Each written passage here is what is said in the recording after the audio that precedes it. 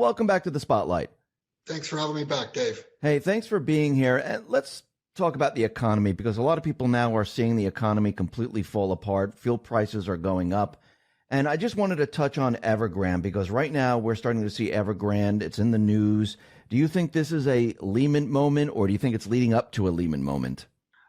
It could be, and it's not just Evergrande. There's another, and obviously further problems down the line.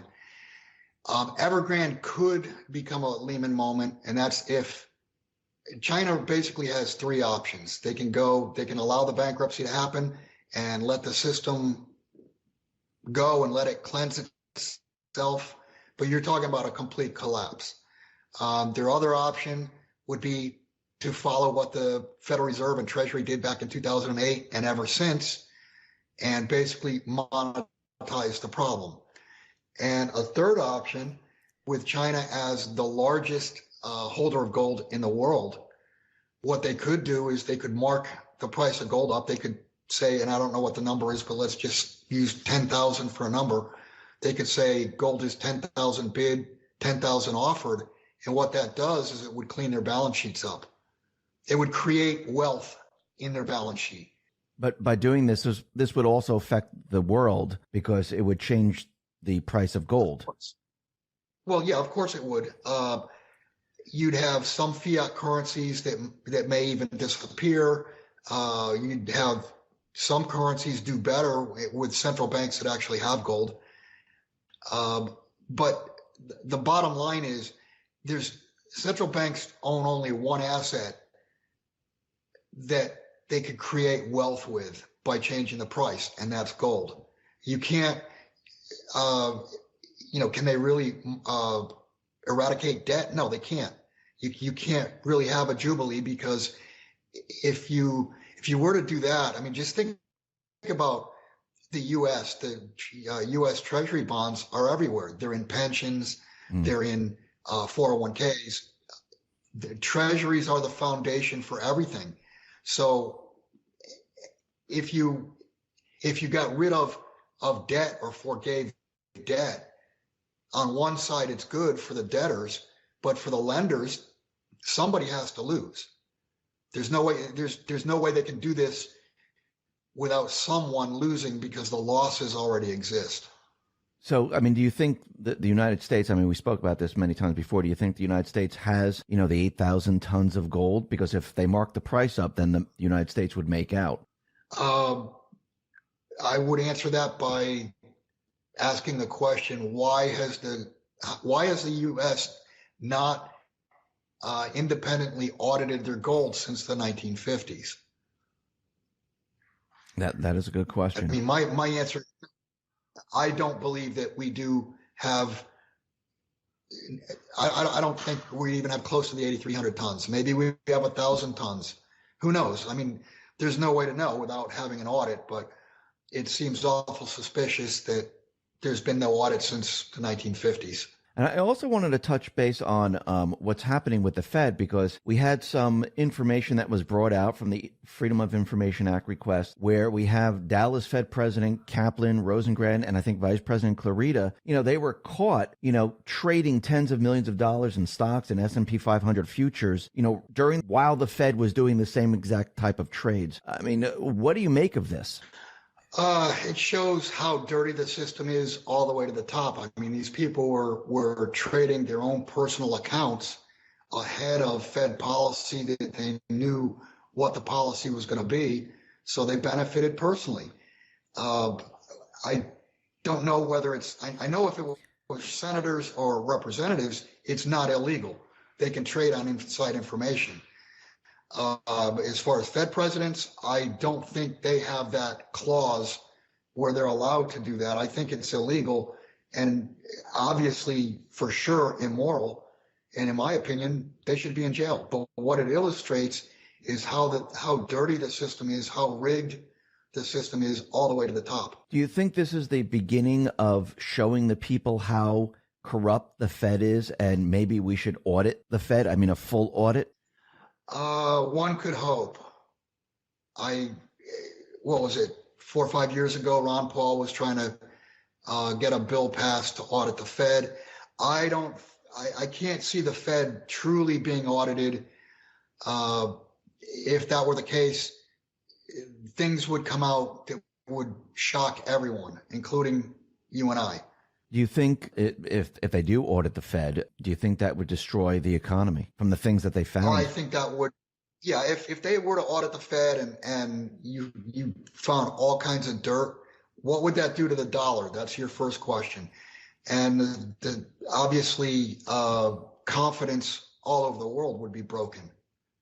Because essentially what you're finding out is the casino that you thought was on the up and up was rigging the games. It was a rigged casino. And not only that, if the Fed were audited, truly audited, you'd find out that they're insolvent. And I guess the best way to look at it is, okay, so you're a winner inside the casino, but you can't cash your chips in because they're worthless. I mean, right now we have Janet Yellen, who is the head of the Treasury. She was also the head of the Fed. And, you know, she's doing what she's always been doing. And now they're talking about the debt ceiling. And I know McConnell, he folded. He's going to bump up the debt ceiling a little bit until December or so. And we can see that they're getting a little bit nervous about this debt ceiling. And I think also Janet Yellen, you know, she just wants to get rid of the debt ceiling. Do you think it's a good idea to get rid of the debt ceiling? Well, I think what we're watching is we're watching theater. For the head of the Treasury to come out and advocate getting rid of the debt ceiling, that's basically saying we want no controls on us. We want to be able to borrow and spend in any amounts, unlimited amounts, at any time. And what that does, I mean, that goes to confidence. Originally the debt ceiling was put in place so that the world would not see the U.S. as a bunch of drunken sailors, you know, spending all their pay on a weekend. If they were to get rid of the debt ceiling, I mean, obviously that has to destroy confidence. So because there's no limit. Yeah, I mean, they've been raising the debt ceiling for, you know, years upon years upon years. I mean, I think the world now realizes that there is really no debt ceiling at this point. Correct. But like I said, it's theater. Right. It sounds good. Right. Yeah. I mean, do you think that we're coming to a point where they feel the debt ceiling is in the way and they need to continually, you know, print and borrow as much as they possibly can because we're at the end of their system? Right. We're getting to the point where debt is going parabolic. I mean, it's going straight up. So if they move the debt ceiling up $1.5 trillion or $2 trillion, it's only going to last a year. Yeah. So they're going to have to do it every single year. Yeah. And then the optics are bad. We also have a lot of people in Congress, Janet Yellen, saying, listen, we need to monitor, the IRS needs to monitor everyone making $600 or spending $600 or more, receiving $600 in their bank account because they're trying to identify tax evaders. I mean, is this actually going to identify people trying to evade taxes, or is this for something else? It makes zero sense at all. When they first came out with the number right now is 10,000, and it's been 10,000. Anytime you move $10,000, there's a report that goes to Treasury. Now they want to move it down to $600. That 10,000 was put in place, 30, 40, 50 years ago, when $10,000 was a big number. It was back then, you know, you could buy a house for $30,000, $40,000. So it was a significant number. Now, if they continued in that spirit, the number would be 50,000 or 100,000. I don't know what the inflation adjusted number is, but it's much, much higher. So instead, they're going the opposite direction and basically want to be able to see anything and everything over one stick of gum that you're trading for. You think they're training us to get us used to the idea that the IRS monitors everything because they want to bring in the central bank digital currency? Yeah, of course.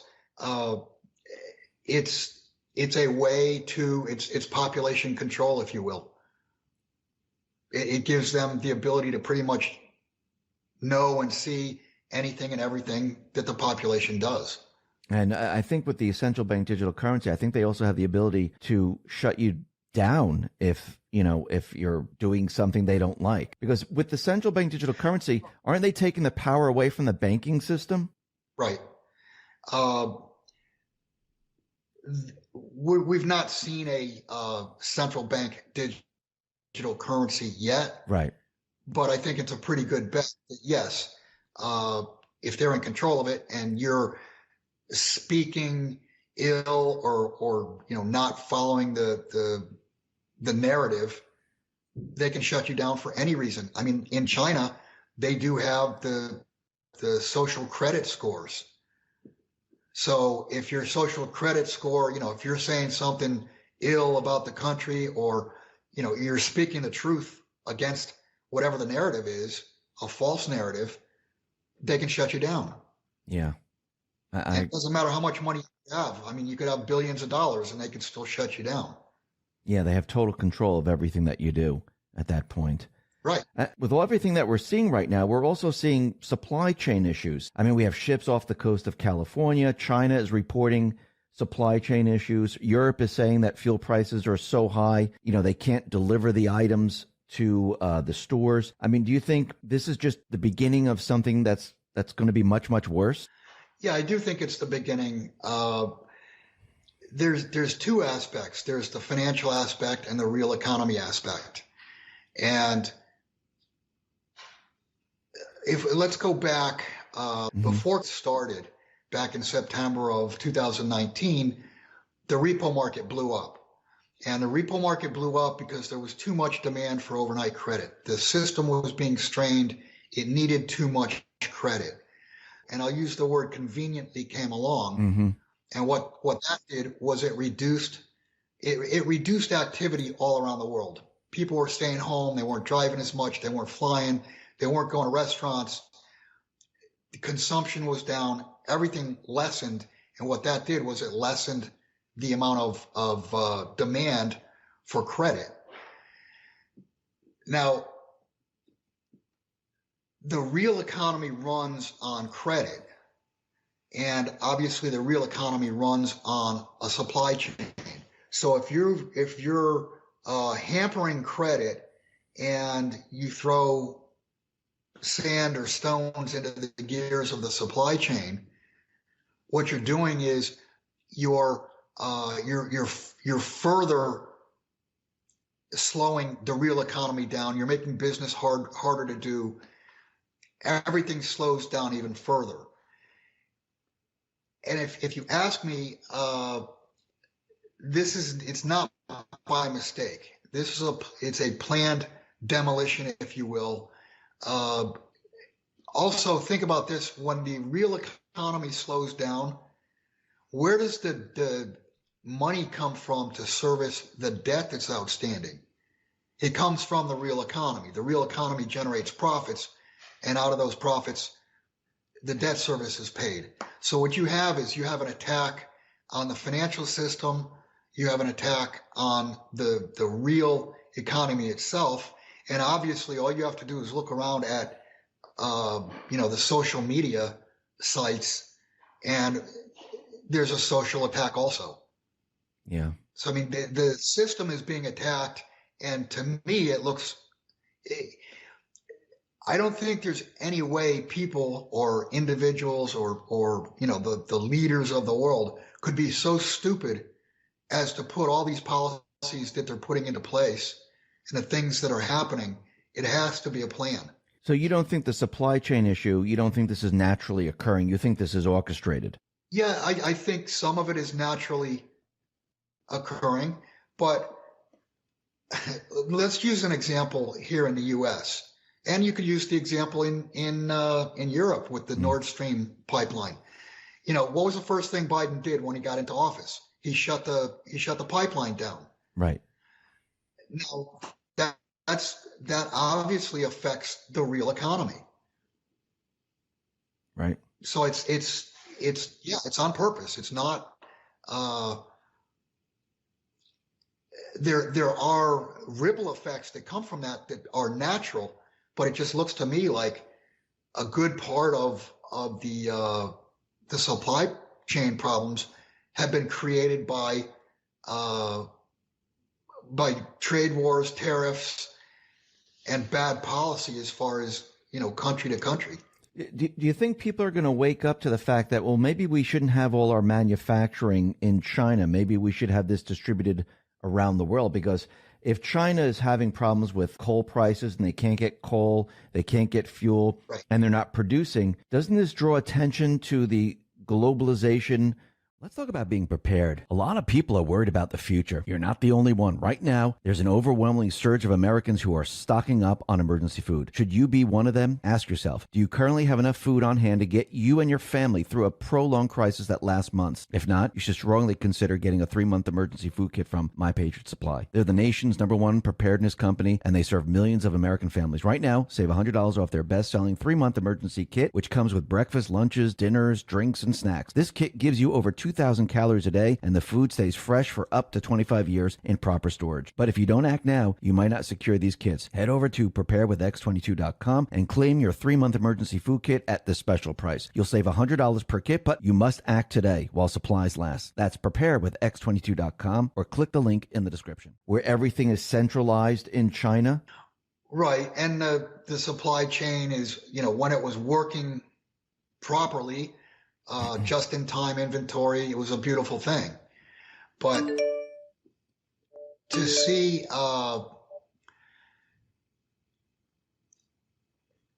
to see the manufacturing and everything that has left this country over however many years, my answer to you is it's too late.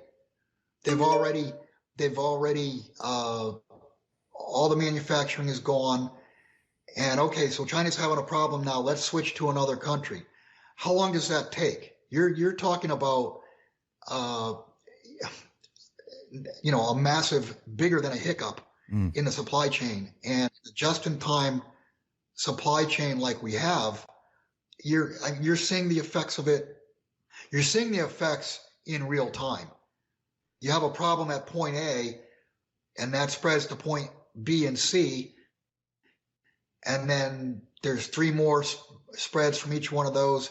It's like throwing a pebble into a pond. You're going to have ripples, and it's rippling all over the world. But it's too late. We've already, the center of manufacturing went to China, and as of recently, or the last few years, it's been moving somewhat from China because they're no longer the lowest cost. Right. But manufacturing is not going to come back. I mean, the U.S., it would take 10 or 20 years. And I'm going to use the Soviet Union when they broke up in 1990 as an example. It took them well more than 10 years to right themselves. And the problem, if this, when, I'm not even going to say if, but when the U.S. collapses, the problem is the world runs on the dollar as the reserve currency. So it affects the entire world. So how bad do you think the supply chain issue is going to get? I mean, are people going to go to the store and say, okay, there's no bread, there's no meat, there's no food, we can't get certain supplies, and we can't get anything? How bad is it going to get? Well, let's take a look at the meat packing industry. Mm-hmm. That's been whittled down to what, 3, 4, 5 major producers for poultry, for pork, for beef. The problem is it's centralized. So if you have a problem with one, what does it represent? 20%, 30%? The problem is everything has become so concentrated and so centralized. So to answer your question, yes, I think this is going to spread to nearly everything. Ask yourself, what happens when there's a problem with fuel? Then how do truckers get stuff across the country? Yeah. And speaking of truckers, one of the big problems with the trucking industry is that because of the GPS systems, they're only allowed to drive 8 or 10 hours a day. And finding that is a problem. Finding enough truckers to drive is a problem. Well, so there's problems all up and down the chain. Well, let me add in to all of this inflation? Because I mean, we've seen fuel prices, they're skyrocketing, especially out in Europe, and that affects other things. But I mean, do you see inflation picking up? I mean, I know that the Fed told us it was transitory right in the beginning. Then they moved the goalpost, said, oh yeah, maybe by the fall it will start to disappear. Now we have Fed Powell out there saying, something, it's running a little bit hotter than we thought, and inflation's going to stay with us. I mean, right now you could tell that they're not telling the truth. You could tell that inflation's here to stay. Say that again? They're not telling about anything. No, that's true. When you say no, they're not the truth. You said about anything and everything. Yeah. So and as far as inflation is, it's already inflation has already occurred. If you look at I got to say old dictionary, because now you'll notice that the dictionary is changing the definitions of things. Yes. But if you look at a real dictionary, the definition of inflation is the increase of money supply. Mm-hmm. The definition of deflation is the decrease of money supply. Then you have the effects. You have prices rising or prices falling. And I mean, just take a look at the money supply. The money supply has exploded. Another thing affecting the inflation, the effects of the inflation rate is confidence. And confidence is breaking all over the world. Confidence in the dollar or confidence in the economic system? Confidence in everything. Confidence in the economic system. Confidence in your life. So, I mean, when things get bad, people stop spending. But then when people start to lose confidence in the currency, they want to get rid of currency as fast as they can. And I've seen this personally in the last couple of weeks. I've gotten calls from past clients. I've gotten calls from new clients that they want to buy gold, they want to buy silver, they want to do it as fast as possible, and they want something that's in inventory and can be shipped immediately because they want to get their money out of the bank. So behind the scenes, you can smell a bank run starting behind the scenes. I mean, you mentioned gold and stuff. I mean, Palantir, they purchased like $80 million worth of gold. I mean, they must think that something is going to happen. Well, yeah, when you think, I mean, historically, the best place to be when there's financial or economic problems is in cash. Mm. And historically, gold was cash. Since 1934 or 33, whenever, cash was money in the bank. And since 71, cash has been completely unbacked fiat. So at this point, people are looking at their cash in the bank with a skeptical eye and saying, I need real cash. And actually you can see that in the reverse repo market. What's happening is institutions now have piled up $1.6 trillion per night, and they're parking it at the Fed. And the reason being, there's too much cash, there's too much liquidity in the system that the Fed's put into the system, but there's not enough quality collateral. There's not enough collateral where these institutions can park it overnight, sleep, and wake up knowing tomorrow morning the counterparty didn't default, because the counterparty is the Fed. And what the Fed's doing now is they've created this, because otherwise what would have happened is interest rates would have gone negative. Mm-hmm. And if interest rates had gone negative, or if they go negative, it would be proof positive that the dollar system is a complete clown show, because you can't lend money and have to pay to lend, or you can't borrow money and get paid to borrow it. Yeah. But that's what negative interest rates mean. So it shows you that the dollar itself is insolvent or bankrupt, or whatever term you want to use. So do you think as time goes on, do you think the people, not just here in the United States, but around the world, they're going to lose faith in the dollar? The credibility of the dollar is going to start to disappear. One of the reasons there was credibility behind the dollar was because we had the strongest military in the world, right? Mm-hmm. I mean, that's always one of the things people say. Oh, well, the dollar is the dollar, and people use it because it's backed by the U.S. military. Well, what just happened in Afghanistan? Yeah. And Putin, rightly so, came out and said it. It didn't look like an evacuation to me. It looked like an escape. So you're saying that since that, people now are looking at the United States completely differently. Right. They're not looking at the United States as the military with the big stick. Mm. We escaped basically in the middle of the night. And left all that hardware there. Again, to leave the military hardware there, it can't have been a mistake. It had to be a plan. And I mean, what kind of plan is that? Yeah, that doesn't make sense. So, I mean, from everything that we've been talking about, I mean, do you see a crash of the system coming up? The system is crashing. I mean, just look at the real economy. Look at the credit markets. At this point, this is no longer my opinion that the system's going to collapse. It's a mathematical certainty. Debt that's outstanding cannot be paid. If the system does crash, is this an opportunity to take back control of the economic system? I mean, normally you would have a war, the Fed would, do what they have to do, saying, okay, there's total destruction, there's depopulation. If we had where it was lasting for 10 years and people stayed in their home and there was helicopter money, people were dying because they were at home, the global economy was shut down. The Fed, the powers that be could say, okay, we need to move into the Great Reset because people would be suffering. People wouldn't care. But now businesses are open. People are out there doing their thing, and they're watching the economy fall apart in real time. Do you think this is an opportunity to take back control? Right. And it depends on where you are. You're saying businesses are open. Mm-hmm.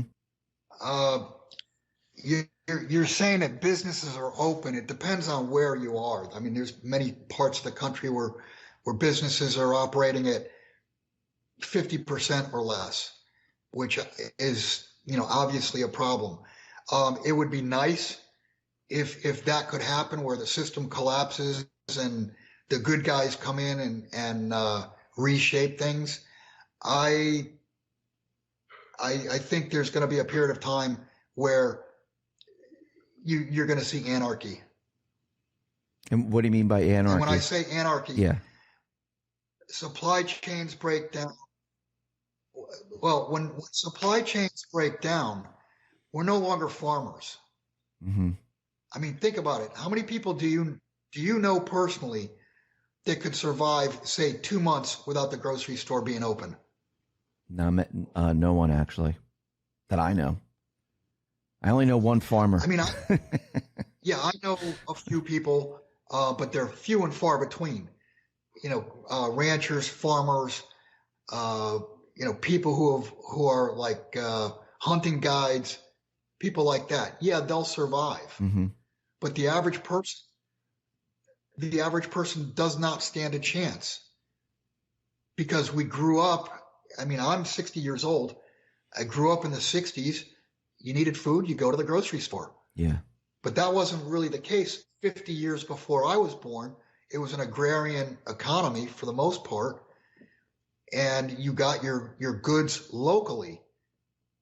And I mean, I'm sure you have a local farmers market, but how overwhelmed would that be when you have thousands and thousands of people coming to get meat and tomatoes and et cetera, et cetera.